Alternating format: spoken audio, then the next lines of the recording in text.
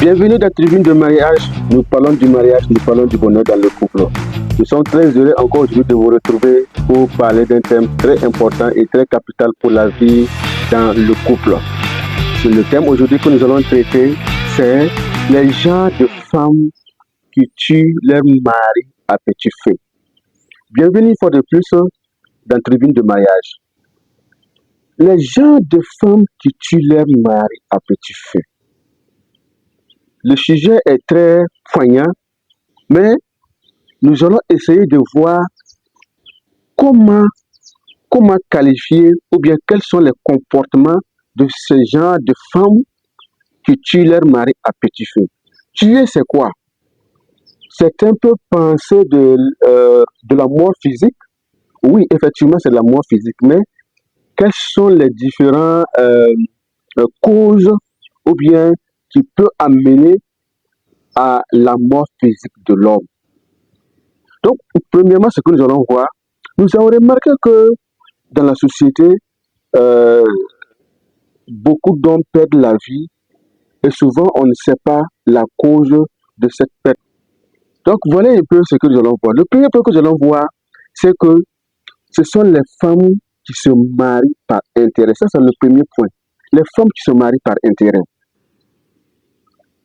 Pour ne pas dire les femmes qui se marient, ou bien c'est le matérialisme qui les pousse à se marier. Ça veut dire lorsqu'ils se marient un homme, ce n'est pas l'homme en question qu'elles aiment, mais c'est le matériel que l'homme a. C'est ça qui l'intéresse. Il y a ce genre de femmes. Et lorsque vous mariez ce genre de femmes, ça veut dire que vous-même, vous ne l'intéressez pas. Votre bonheur ne l'intéresse pas. Votre progrès ne l'intéresse pas. Ce qui l'intéresse est que ce que vous avez, ce que vous pouvez la donner, ce que vous pouvez l'offrir. C'est ce qui l'intéresse. Et vous allez voir que ces gens de femmes, lorsque ça va, lorsque votre situation financière s'améliore, vous êtes toujours dans la paix, vous êtes dans l'abondance, vous êtes dans la joie, vous êtes dans l'harmonie. Mais du moment où vous allez commencer à ruiner ou bien à perdre vos biens, vous allez trouver que elles sont en mesure de vous quitter. C'est ça. La femme qui se marie par intérêt, la femme qui se marie à cause du matérialisme, lorsque ça ne va pas, elle est prête à vous quitter. Comme l'exemple de ce couple, et lorsque le monsieur travaillait, lorsque le monsieur était bien, ils étaient ensemble, et puis il n'y avait pas de problème. Ils avaient au moins plusieurs enfants. Et voilà, lorsque le monsieur a perdu son travail, il est tombé malade, il a perdu son travail, il était paralysé. La bonne dame n'a pas été à mesure de s'occuper du monsieur.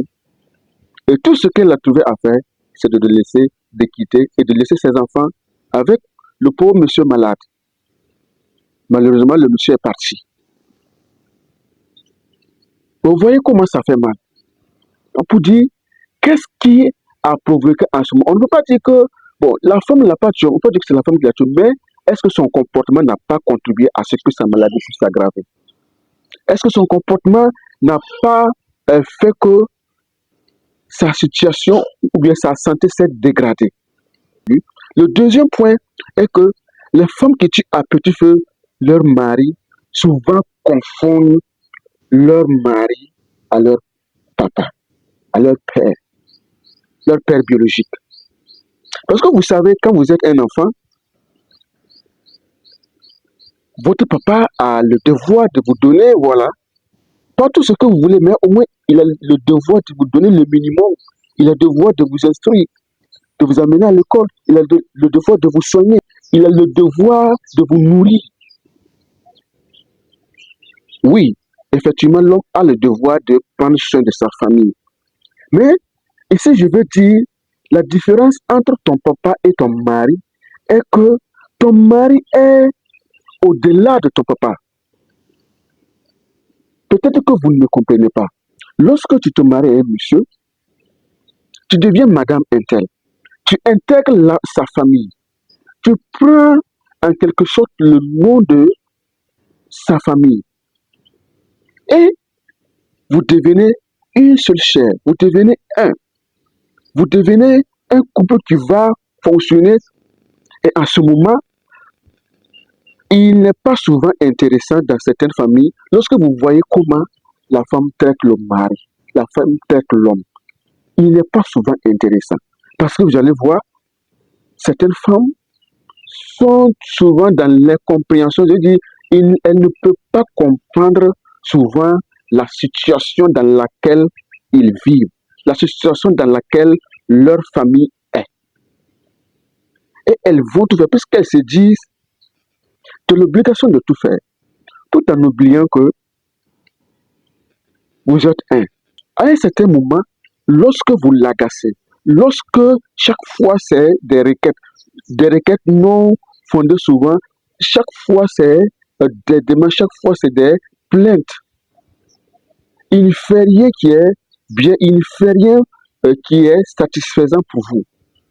À un certain moment, il peut péter les plombs. Il peut péter les plombs. Et c'est vous qui allez subir les conséquences. Ça, c'est si vous l'aimez. Si vous ne l'aimez pas, bon, il y a des femmes aussi comme ça n'engage que lui, même si le meilleur, ça n'engage que lui. Et ça, c'est très dangereux. Vous vivez seul dans votre foyer et vous allez construire votre vie à travers vos projets. En ce moment, ce n'est plus comme ton papa qui se débattait pour te donner. Non, mais c'est ensemble maintenant que vous allez vous battre pour tracer votre vie, pour tracer votre chemin, pour réussir votre vie. En ce moment, sa souffrance devient ta souffrance. Son bonheur devient ton bonheur. Et lorsque toi, tu vas continuer à penser que non, il est dans l'obligation de te satisfaire, ou bien de satisfaire tes besoins, il est dans l'obligation de te donner tout ce que tu as besoin, cela est une erreur. Parce que ça peut l'amener à beaucoup de choses. Cela amène certains hommes à voler dans les services. Cela amène certains hommes à être dans les crédits. Toujours, lui, il est dans les crédits parce que sa femme légiste tout le temps à envoyer quelque chose. Sa femme légiste tout le temps des choses qu'il n'est pas en mesure à un certain moment de donner. Donc ça fait qu'il est tout le temps dans les dettes. Il est tout le temps dans les soupçons de détournement. Et lorsque quelqu'un est dans cette situation, qu'est-ce que ça va le mener? La dépression va venir après. Parce que sa vie ne va cesser de s'empirer. C'est pourquoi il est important, lorsque tu es femme, fais beaucoup attention à cela. N'exige pas ce que ton mari ne peut pas avoir. Sois sage, sinon un jour tu risques de le perdre. Et lorsqu'on va mourir, c'est à ce moment que les vrais problèmes vont commencer. Le troisième point que nous allons voir très rapidement, ce sont les gens de femmes qui aiment condamner leur mari tout le temps et les dévalorisent. Elles ne savent pas apprécier les efforts de leur mari. Elles ne savent pas apprécier. Tout le temps, c'est des plaintes. Tout le temps, c'est des paroles. Tout le temps, c'est la bagarre. Lorsqu'elles partent dans leur propre famille, ce qu'elles font, c'est dénigrer leurs époux, c'est dénigrer leur mari, c'est faire tout ce qui est vraiment catastrophique. Je ne dis pas que tous les hommes sont bons, non. Je dis, quel qu'en soit ton homme, quel qu'en soit ton mari, il faut à un certain moment, si tu veux vivre heureuse, il faut à un certain moment l'encourager dans ses efforts. C'est très important. Si vous ne savez pas encourager votre mari dans ses efforts, cela l'affecte négativement. Le quatrième point que nous allons voir rapidement, c'est le genre de femmes qui refusent d'obéir à leur mari. D'autres vont dire que obéir à un homme, c'est de trop. Surtout dans cette société moderne où on parle de l'émancipation de la femme, où on parle du droit de la femme, où on parle de je ne sais pas quoi. Mais l'obéissance à l'homme est très capitale. Si vous voulez accepter, si vous refusez, vous allez rencontrer des problèmes. L'obéissance est différente de l'esclavage. On ne dit pas que la femme doit être une esclave de l'homme. Non. La femme ne doit pas être l'esclave de l'homme. Mais la femme doit obéir à l'homme. Obéir, ça veut dire quoi? Obéir ne veut pas dire que tout ce que l'homme dit, c'est ça qui tient. Non. Obéir, ça veut dire respecter l'homme, le considérer, lui donner la place qu'il faut. Parce que vous savez, quelqu'un disait que dans un bateau, il n'y a pas deux capitaines. Il n'y a toujours qu'un seul capitaine. Donc, si vous êtes dans votre foyer et que toi, en tant que femme, tu penses que c'est toi qui portes la culotte, comme les gens aiment le dire, lorsqu'une femme refuse d'obéir à son mari, il y a des conséquences. Même spirituellement, il y a des conséquences. Même si votre mari n'a rien, je veux dire que ce qu'il gagne ne vaut pas ce que vous gagnez, ou bien votre titre de passe votre mari à la maison, c'est lui le chef, il faut l'obéir. Si vous refusez cela, vous allez rencontrer des problèmes. Il y a des femmes qui ne veulent pas l'accepter, des femmes qui ont des titres au bureau, des femmes qui ont des titres dans la société, des femmes qui ont des titres partout ailleurs. Mais à la maison, avec votre mari, donnez-lui la responsabilité. C'est ça. Si vous refusez, vous risquez de rencontrer des problèmes. Pour que tu vives heureux avec ton mari, il faut être soumis. C'est la solution. La soumission est différente de l'esclavage. On n'a pas dit d'être l'esclave de quelqu'un, non. On n'a pas dit aussi que c'est ce que le mari dit qui tient à tout moment, non. Ça ne veut pas dire que c'est le mari qui a toujours raison, non. Ça ne veut pas dire que toi tu n'as rien à dire dans la maison, non. La soumission, ce n'est pas ça. Soumettre à son mari, être une femme soumise, c'est dans le comportement, c'est dans la sagesse. Une femme soumise sait regarder son mari dans l'humilité. Vous pouvez avoir un mari soulard, vous pouvez avoir un mari infidèle, vous pouvez avoir un mari de tous les mots, je ne sais pas.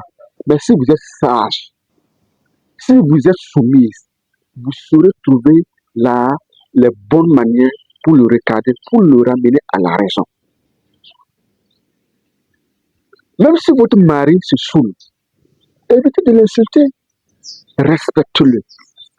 Même si vous avez un mari impossible, respectez-le. Dieu va vous bénir. Et Dieu peut le changer. C'est Dieu qui l'a créé et il peut le changer. C'est pourquoi soyez soumise. Si tu refuses, si tu penses que la soumission est dépassée, ne sois pas étonné de souffrir. Ne sois pas étonné de vivre des malédictions. Parce que cela est divin. Et le cinquième point que nous allons voir pour terminer, ce sont les gens de femmes qui séparent leur mari de leur famille. Je ne sais pas si on se comprend bien. Ce sont ces gens de femmes, lorsque vous les mariez, votre petit frère ne peut plus mettre pied chez vous. Votre petit frère la même chose. Vos parents ne peuvent pas mettre pied chez vous. Et tout ce que vous avez, personne ne peut encore bénéficier de vos biens. Faites attention si vous êtes dans cette situation. Faites attention si vous êtes ce genre de femme. Parce que ce que vous ne comprenez pas, vous allez penser que non, si j'aime mon mari, si j'entretiens bien mon mari, voilà celui que j'ai marié, c'est pas à sa famille que j'ai marié. Mais il faut savoir qu'en Afrique, ici,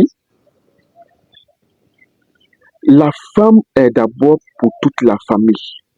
La femme marie toute la famille. Et l'homme aussi prend la fille d'une famille avant qu'on ne parle d'individu. On parle d'abord de la famille avant de parler d'individu. Donc si toi tu penses que en tant que femme, tu penses que cela n'est pas important, cela n'est pas capital pour toi, ce qui est important, c'est ton mari. Une chose que vous oubliez, lorsque une situation comme ça arrive, je vais voir que aucune personne de la famille de ton mari ne peut t'apprécier. Et ce que vous oubliez, c'est que vous oubliez le pouvoir de la langue ou le pouvoir de la parole. Lorsqu'une bouche maudit, ou bien lorsqu'une bouche bénit, à tout moment, la même bouche dit la même chose. La même bouche maudit ou bien la même bouche bénit. Si la même bouche continue de maudire à tout moment, de maudire, de vous maudire, de vous maudire, et plusieurs bouches vous maudissent, ne soyez pas surpris. Cela va vous atteindre un jour. Tôt ou tard, vous allez récolter les conséquences. C'est pourquoi il est important d'avoir une bonne relation avec sa belle famille. Il est très important d'avoir une bonne relation. Parce qu'on ne sait pas ce qui peut arriver demain. Et lorsque vous êtes comme ça, vous mettez votre mari en danger. Vous le mettez en danger. Parce que s'il n'est pas en paix avec sa famille, des conséquences sûrement vont s'abattre sur lui. Tôt ou tard, des conséquences vont s'abattre sur lui. Parce qu'il n'est pas tombé du ciel. Il n'est pas tombé du ciel. Il faut obéir. Il a le devoir aussi d'obéir à ses parents. Il a le devoir de respecter ses parents. Si vous l'amenez à désobéir à ses parents, si vous l'amenez à détester ses parents, il y aura des conséquences sur lui. C'est pourquoi, en tant que femme, soyez sages. Refusez cela. Soyez des femmes qui unissent, qui aiment unir les gens, qui aiment unir les familles. Soyez les gens de femmes qui aiment faire la paix autour de la famille de votre mari. Et c'est en cela que vous allez vivre heureux. Vous allez vivre longtemps. Et même vos enfants seront aimés. Vos enfants seront bénis. Vos enfants seront honorés. Parce que toute la famille les considère comme leurs enfants. Soyez sages. Voilà, c'était Tribune du mariage. Merci pour la patience. Merci pour tous ceux qui ont pu nous suivre. Merci pour aussi le sacrifice. Nous espérons que cela vous a été utile. Ciao, ciao et à la prochaine.